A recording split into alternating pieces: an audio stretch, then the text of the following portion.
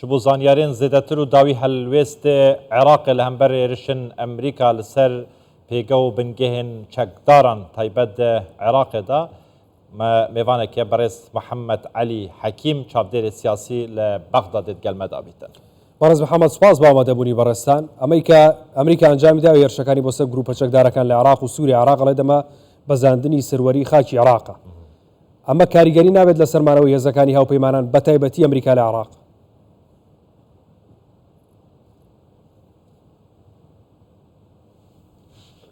بسم الله الرحمن الرحیم. بەناوی خۆی بەخشندەی میهرەبان زۆر سپاس بۆ ئێوە بینەرانی کوردستان 24 و خەڵکی خۆشەویستی ئێمە برایەنمان لە کوردستانی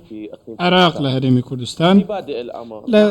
سەرەتادا زۆر بەداخەوە ئەوەی کە ویلایەتە یەکگرتووەکانی ئەمریکا دەیکات هیچ کەسێک لەسەری ڕاجیە نابێت کە هێرشێکی بێپاساوە و هێرشێکە ڕوونکردنەوەی نییە و هەموو لایەک سەر کۆنەی دەکات بە گشتی خەڵکی عێراق. بەڵام لە هەمان کاتدا زۆر بەداخەوە خەڵکی عێراق بە گوێرەی ئەو ڕێکەوتنەی کە لە ڕێکەوتی چوارچێوەی استراتیژیە پابەندە بە پاراستنی هێزەکانی ئەمریکا و بنکەکانی ئەمریکا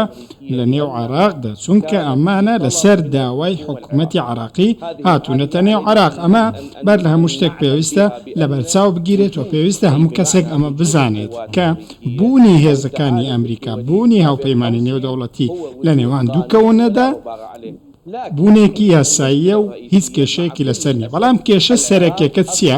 کێشەکەوەی ئێستا عێراق بۆتە زەویەکی بەپیت، بۆتە زەویەکی ڕاخرا و ئامادەکراو بۆ پاکتاوکردنی حسابەکانی لایەنەکانی دیکە لە عێراقدا لە بەرامبەر ئەو بێدەنگی کە حکوومەتی عێراقی و هەروەها هێزە سیاسەکانی عێراق بە پارتەکانەوە هاڵیان بژاردووە سەر لە بەریان لە بەرامبەر ئەو بردومانە هەرێمی و نێودوڵەتی دەکرێتە سەر هەرێمی کوردستان. بۆیە پێویستە حکوومەتی عێراقی واروەها هێزە سیاسەکان و پارتە سیاسەکانی عێراق کاردانەوەیەکی دیاریکرا و ڕاستەقینەیان هەبێت. هەر ماوەی چەندین ساڵە لە سەرەتاوە لە سەرەتای ئێستاوە عێراق بۆتە خاکی یەکلاکردنەوەی ململانەی نێوان لایەنەکان، بەڵام ئەمە تاکو ئێستا تا ئەوەی بینیومانە تەنیا سەرکۆنە بووە، تەنیا ئیدانەکردن بووە. زۆر باشە. بەرز محەممەد کەواتە پێشبینی دەکەن بێجارێ عێراقێ هەم حکوومەت هەم پەرلەمان هەم سەرکردەیەن سیاسی تایبەت ئیدارەیە دەولەتێ، یعنی چه هەلوێستێک هەبیتن دەگەیتە وی ئاستێک و بڕیارە 2020 جێبەجێ بکەن ئیتر بە تەمامی هەفپەیمانە نێودەوڵەتی تایبەت ئەمریکا ژە عێراقێ دەربخینن؟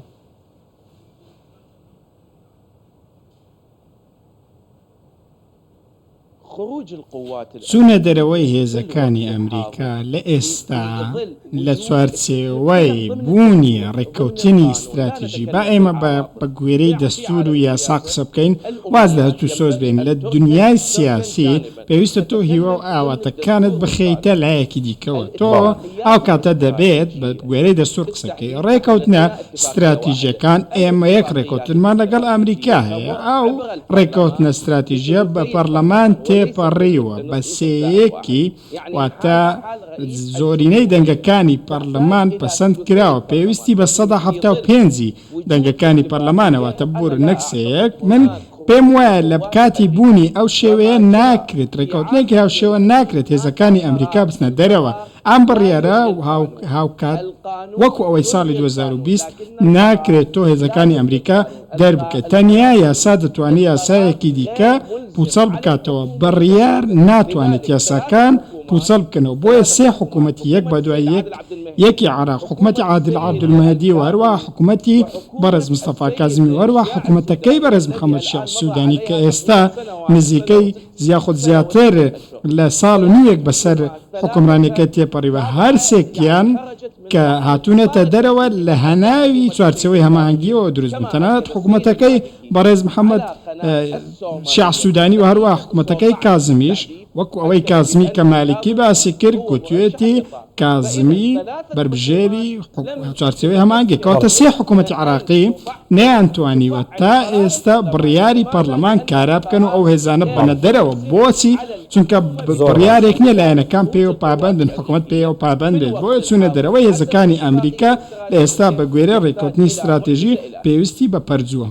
زۆر باشە بەڕێز محەممەد یعنی چونە دەرەوە و چونە دەرەوەی هێزەکانی ئەمریکا لە عراق ڕەنگە بەقەدەر ئەمە ینی گرفتی بۆ عراق دروست نەکرد بێت کە بۆ نمونە ئەمریکا و ئێران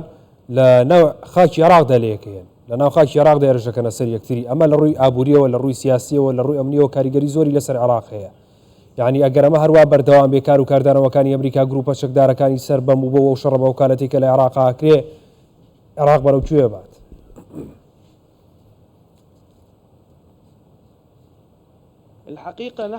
ڕاستیەکەی ئێمە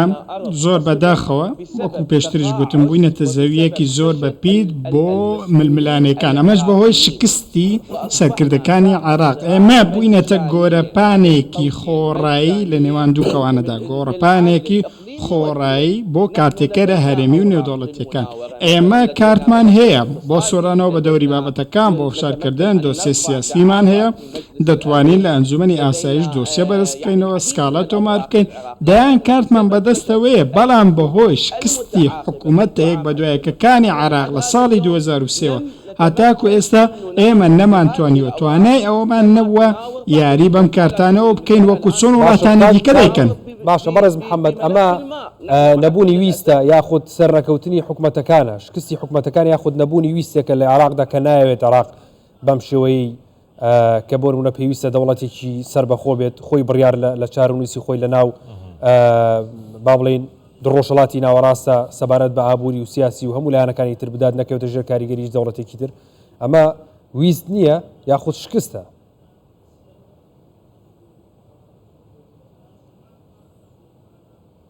عزيزي نقطة رأس السطر نقطة قضية واضحة ڕستە سەریهێڵ ئەمە بابەتێکی ڕوون و ئاشکرا هەستانەوەی عراق لە ئێستادا لە بەرژەوەندی وڵاتانی هەرێمیدا نییە ئەمە زۆر بە کورتی تەواوی بابەتەکەی تەواوی وڵاتانی هەرێمی ناوچەکە نایانەوێت کە عراق هەڵبستێتەوە دەیانەوێت عراق لە واز بێت دەیانەوێت عراق بەم شێوە بەردەوام بێت بۆ ئەوەی وڵاتانی دیکە دەستیان لە عراقدا هەبێ و دەست لە کاروباری عراقەوە وەربدەن. دووەم شتێکی دیکە هەیە وڵاتانی هەرێمی مامەڵەی ئەبازرگانیان لەگەڵ عراق هەیە کە دەگاتە نزیکەی 20 میلیارد دلاری ساڵانە وڵاتی دیکەشێ 18 میلیارد دلاری ساڵانەی هەیە باش ئەم وڵاتانە چۆن ڕێگە دەدەن عراق لە ڕووی ئابووری و سیاسی و هەستێتەوە و پێی خۆی بگرێت لە کاتێکدا ئەو هاوردە مەزنیان بۆ عراقی و ئەو پارێ زۆرە قازانج دەکەن ئەمە جگە لەوەی کە کارتێکەری هەرێمی بۆ خۆی بابەتێکی دیکە وەزارەتی بەرگری ئەمریکا زەختی لەوە کردوتەوە کە ئێمە هیچ داواکارێکی عراقمان بۆ نەهاتووە بۆ ئەوەی هێزەکانی ئەمریکا بکشێنەوە ئەمە شتێکی ڕوون و ئاشکرایە کەس ناتوانێت کۆڵی بکە بەڵام لە هەمووی گرنگتر ئەمە زۆر گرنگە کە بە کورتی مانەوەی هێزەکانی ئەو هێزە سیاسیانی عراق ئەو سەرکردە سیاسیانە عراق کە ئێستا لە عراقن پایوەستە بەمانەوەی هێزەکانی ئەمریکا بەمانەوەی خودی ئەمریکا ئەگەر ئەوان نەمێنن ئەوە هێزەکانی ئەگەر ئەمریکا نەمێنێت ئەوانیش ناتوانن تەواوی هێزەکانی عراق دەیانەوەی ئەمریکا لە عراقدا بمێنێتەوە ئەوەی ئێستاش لە ژێر پەردەکانەوە ڕوودەدات جیاوازە لەوەی لە ڕاگەیاندن و بە ئاشکرا ڕوودەدات قسەی ڕاگەیاندن شتێکە بۆ بەکاربردنی میدیاییە بەڵام لە پشت پەردەکانەوە قسەیەکی دیکەی هەیە زۆرینەی هێزە سیاسەکان لەگەڵ ئەوەدان کە ئەمریکا بێنێتەوە زیاتر لە 130 کۆبوونەوەش لە نێوان حکوومەتی عراقی هەبووە لەگەڵ ئەمریکا لە کاتی پێکێنانی لەگەڵ باڵوێزی ئەمریکا هەبووە قسەیان کردووە لەگەڵ ئەرینۆ ڕۆمانۆسکی بە دیاریکراوی ئەمەش دیارترین بەڵگەیە لەسەر ئەوەی کە پەیوەندیەکی زۆر باشێ لە نێوان هێزە سیاسیەکان و دەیانەوێت ئەمریکا لە نێو عراقدا بمێنێتەوە بەڵام ئەوەی لە هەمووی گرنگترە ئەوەیە کە هەر کاتێک شەڕی غەزە کۆتایی بێت ئەوە بۆردومانەکانی ئەمریکاش کۆتایی دێت. بەڕێز محەممەد عەلی حەکیم چاودێری سیاسی لە بەغداد گەلمەم و گەلێکی سوپاس.